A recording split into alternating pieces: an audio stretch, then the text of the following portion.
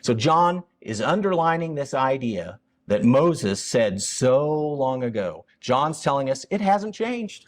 The pattern is still what matters. Moses said, keep the pattern. John says, keep the pattern. It's not some funny, ethereal idea that we're being taught. All right, the seventh point and the final one in this section is, what is the meaning of Armageddon? You know, the sixth bowl in chapter 16 talks about Armageddon. And for time's sake, I'm not going to read this passage. I'm sure you've read it many times. But at the end of chapter 16, it says, they gathered them together to the place called in Hebrew Armageddon. Now, what exactly is Armageddon? There's plenty of ideas about Armageddon.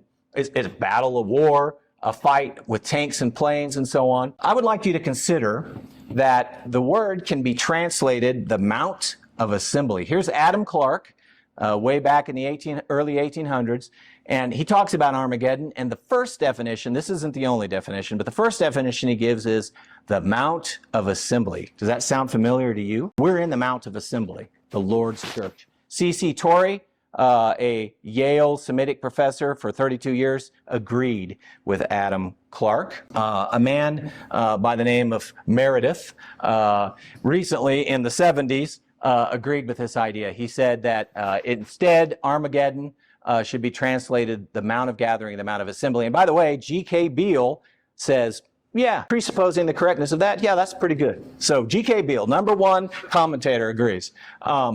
So what does that mean for you and for I? It means the battle is the battle for the church. You're engaged in the Armageddon right now, and I'm engaged in Armageddon because we're battling for the church. You have come to Mount Zion, the city of the living God, the heavenly Jerusalem, to an innumerable company of angels, to the general assembly and church of the firstborn who are registered in heaven.